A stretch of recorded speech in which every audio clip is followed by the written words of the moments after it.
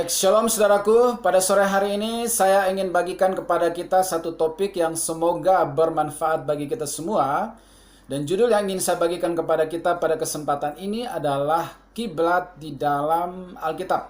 Ya, maksudnya apakah di dalam Alkitab kita itu ada istilah kiblat? Apakah pernah dilakukan kiblat? Ya, itu yang ingin saya jelaskan kepada kita. Nah, saudaraku, dalam Perjanjian Lama itu ada istilah kiblat. Nah, kiblat itu sendiri secara etimologi, ya dalam Alkitab versi Bahasa Indonesia sepertinya itu mengadopsi istilah dari bahasa Arab ya tentang kiblat itu, yaitu kalau dalam bahasa Arab itu adalah kablu atau yukbilu atau kublah, yang artinya itu adalah arah atau menerima atau mencium. Ya, jadi Bahasa Indonesia, Alkitab Bahasa Indonesia kita yang menggunakan istilah kiblat dalam Perjanjian Lama itu, yaitu sepertinya mengadopsi daripada bahasa Arab seperti yang tadi saya jelaskan. Ya, sedangkan kalau kiblat ya dalam bahasa Ibrani itu menggunakan istilah derek. Ya, derek yang artinya juga arah. Ya, saudaraku. Nah, jadi artinya dalam Alkitab kita khususnya Perjanjian Lama itu ada istilah kiblat. Ya, yang maknanya juga kurang lebih sama, yaitu melakukan satu ritual ibadah atau beribadah atau berdoa dengan menghadap ke arah tertentu. Ya, kira-kira seperti itu yang dimaksud dengan kiblat, saudaraku. Nah, saya akan bacakan kepada kita dua ayat pertama yang di dalamnya menggunakan istilah kiblat atau mengandung ya istilah kiblat tersebut ya, yaitu di dalam Mazmur pasal 5 ayat 8. Ya, ini adalah Mazmur Daud. Di situ dikatakan, tetapi aku berkat kasih setiamu yang besar, aku akan masuk ke dalam rumahmu, sujud menyembah ke arah baitmu yang kudus dengan takut akan engkau. Ya, jadi di situ ada istilah sujud menyembah ke arah baitmu. Ya, derek ke arah baitmu. Kemudian dalam Mazmur 138 ayat 2, masih juga Mazmur Daud, di situ dikatakan, aku hendak sujud ke arah baitmu, kiblat ke arah baitmu yang kudus, dan memuji namamu oleh karena kasihmu dan oleh karena setiamu. Sebab kau buat namamu dan janjimu melebihi segala sesuatu. Jadi pada masa Daud hidup itu sudah ada kebiasaan ya beribadah menghadap ke arah bait suci, ya menghadap ke arah tertentu, yaitu pada waktu masa Daud itu adalah ke arah Yerusalem, ya, dan lebih spesifik lagi kenapa menghadap ke Yerusalem, karena di sana ada kemah suci pada zaman Daud, ya. Jadi karena di dalam pada masa itu atau dalam Perjanjian Lama kehadiran Allah itu dilambangkan ya dengan manifestasi kehadirannya di satu tempat yang disebut dengan kemah suci, ya, khususnya lagi di dalam ruang Maha Kudus. Kenapa? Karena di dalam ruang Maha Kudus itu ada namanya tabut Allah atau tabut perjanjian.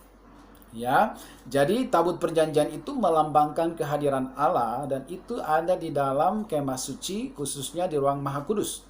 Apa isi daripada tabut perjanjian atau tabut Allah itu? Yaitu adalah dua loh batu yang diterima oleh Musa di atas gunung Sinai langsung daripada Tuhan, itu disimpan di dalam kotak yang disebut dengan tabut perjanjian itu. Ya, kemudian benda kedua yang ada dalam tabut perjanjian itu adalah tongkat Harun yang pernah berbunga.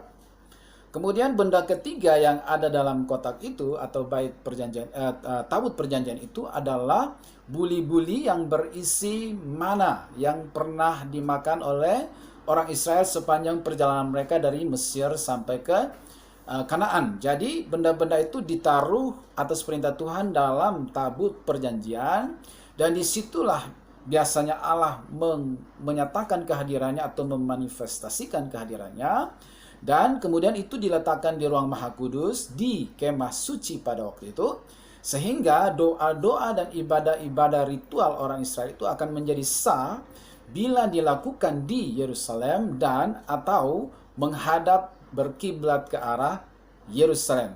Kenapa Yerusalem? Karena itu dianggap kota suci, ya, kota yang dipilih oleh Tuhan. Nah, kemah suci itu sendiri sebelum adanya bait Salomo yang dibangun oleh Salomo, itu sempat berpindah beberapa kali. Awalnya itu di Silo. Kalau saudara pernah membaca kisah Samuel, ya, Hana yang pergi beribadah di bait Allah di Silo, di situ dulu pertama kemah suci berada. Kemudian itu sempat berpindah ke Gibeon, kemudian berpindah lagi ke kota Daud atau Sion atau Yerusalem. Ya, nah seperti itu kisahnya.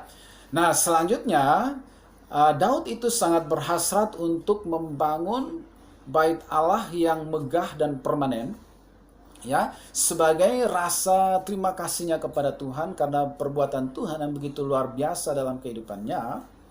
Tetapi sayangnya Tuhan tidak mengizinkan dia untuk membangun bait Allah itu, karena di mata Tuhan Daud itu tangannya itu penuh darah karena sering melakukan peperangan dan menumpahkan darah, sehingga Daud tidak diizinkan untuk membangun bait Allah tersebut. Namun Daud sudah menyediakan blueprintnya yang diterima dari Allah, kemudian bahkan Daud sudah menyediakan material-materialnya, bahan-bahan yang dibutuhkan untuk membangun bait Allah itu.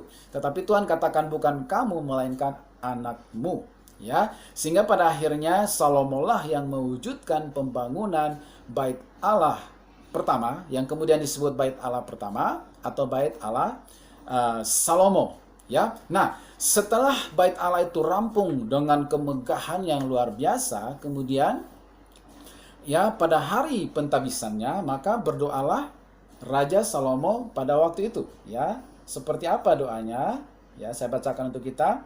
Di dalam 1 Raja-Raja pasal 8 ayat 44 sampai 48, di sini ya ada petunjuk untuk melakukan kiblat.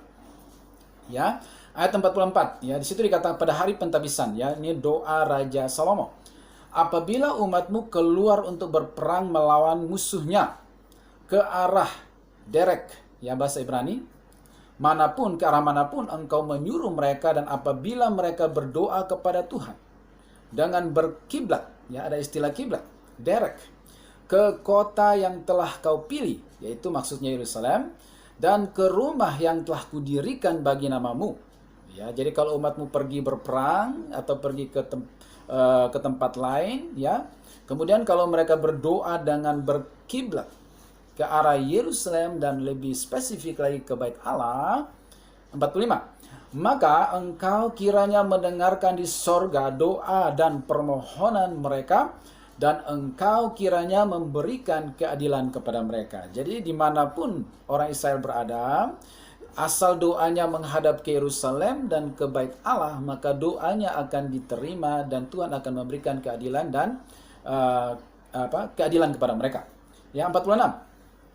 Apabila mereka berdosa kepadamu karena tidak ada manusia yang tidak berdosa, dan engkau murka kepada mereka dan menyerahkan mereka kepada musuh sehingga mereka diangkut tertawan ke negeri musuh yang jauh atau yang dekat. 47.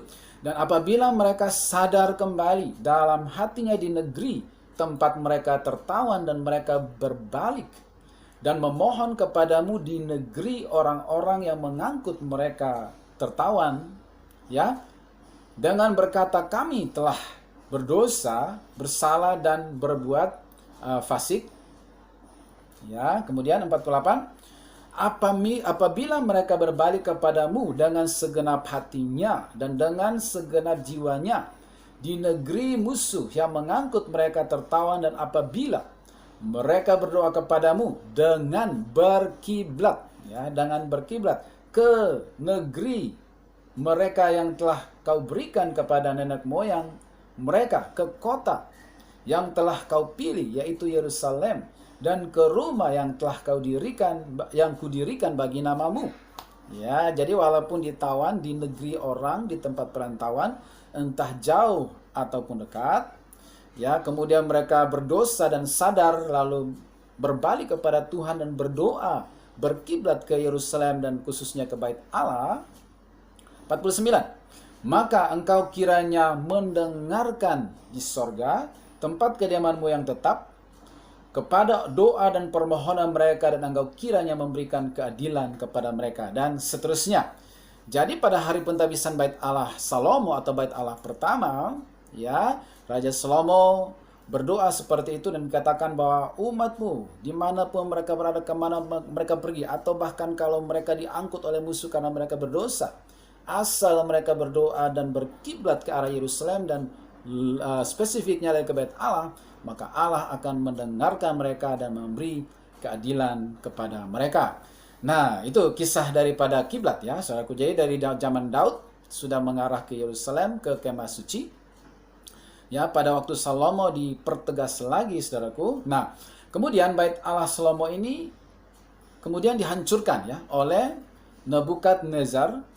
Kemudian orang-orang Israel itu diangkut, ditawan ke Babel. Di dalamnya orang-orang yang diangkut itu, di sana ada Daniel, Sadrak, Mesak, dan Abednego yang kita ketahui bersama.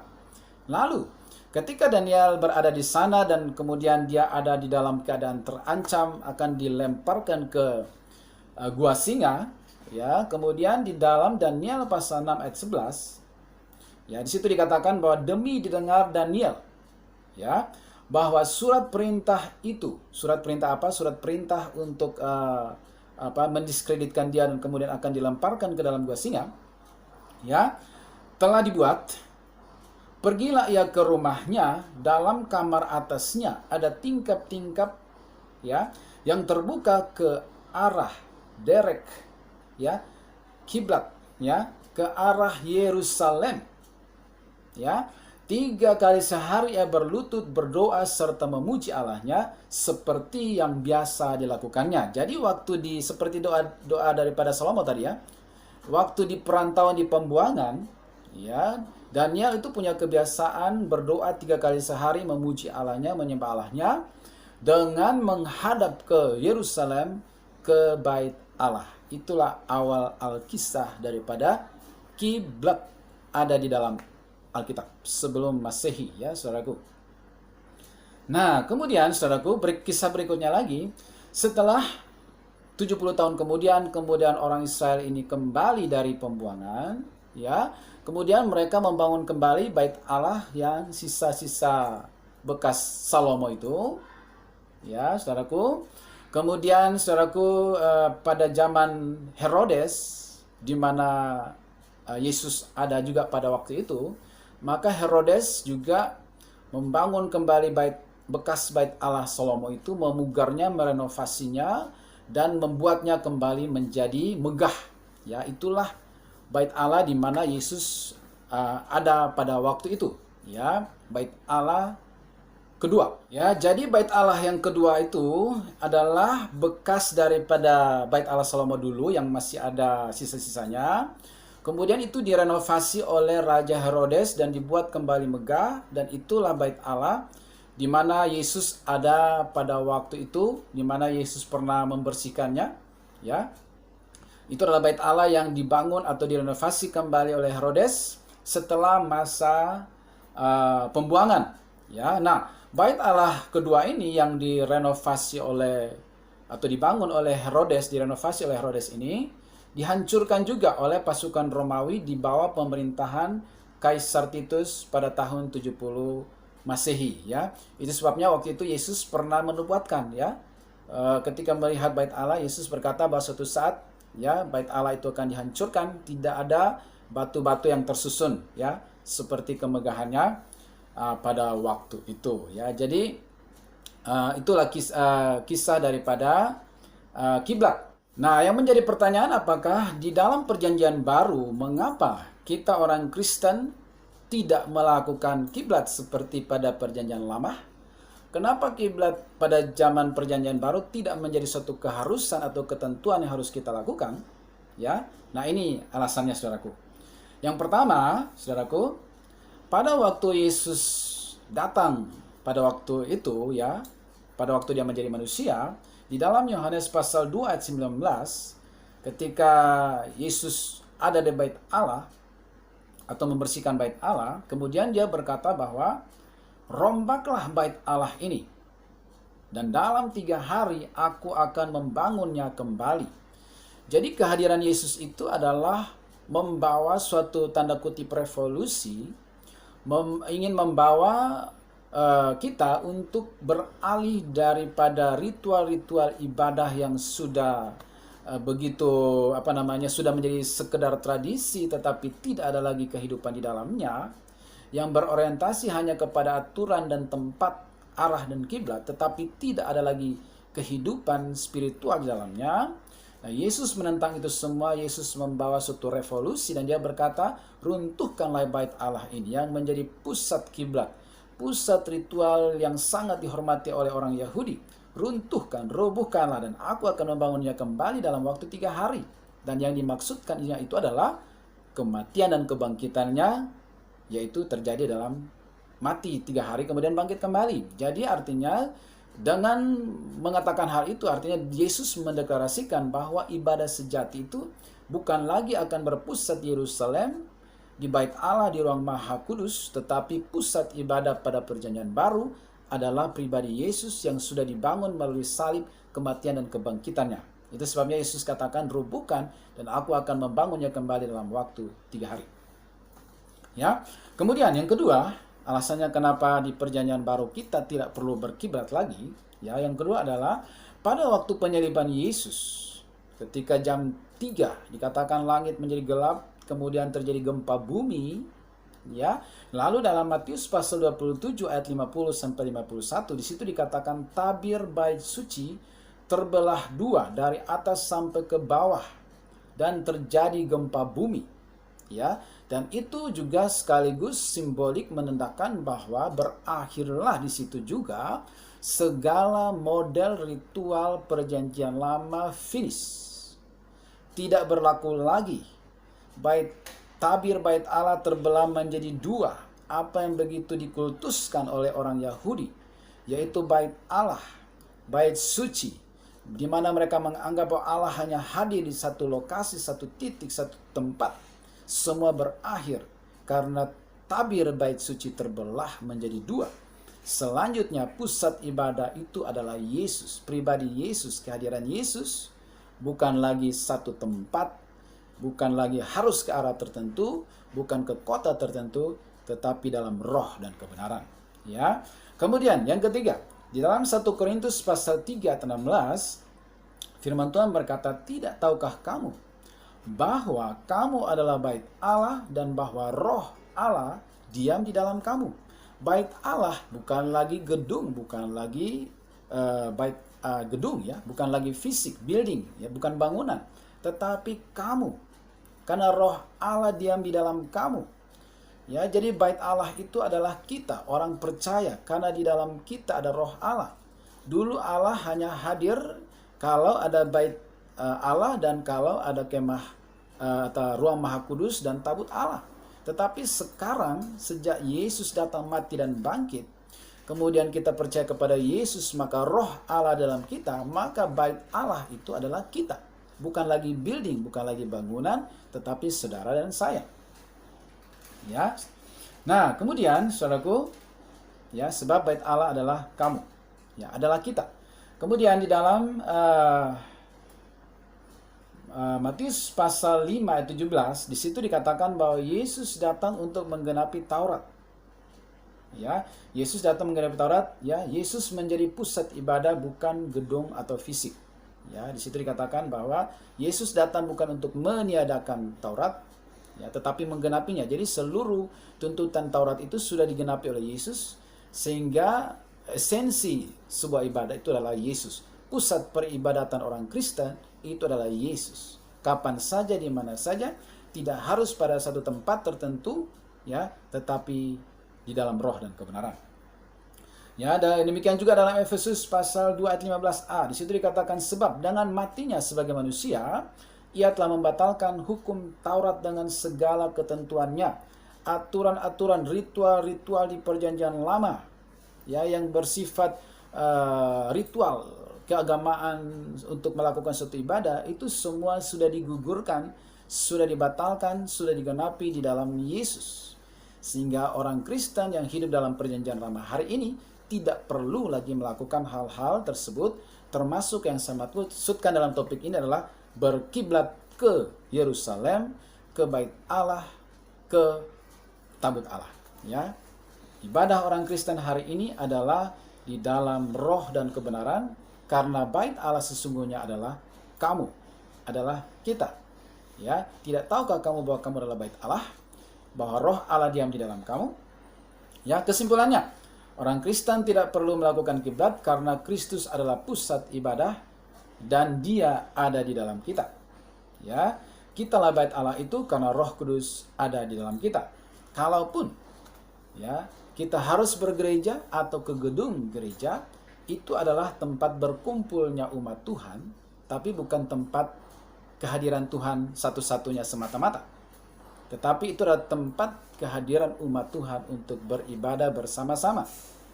Ya, orang Kristen berdoa di mana saja, menghadap ke mana saja, karena kita hidup dalam perjanjian baru, di mana ibadah kita ukurannya adalah menyembah di dalam roh dan kebenaran. Kiranya topik ini bermanfaat bagi kita semua. God bless you.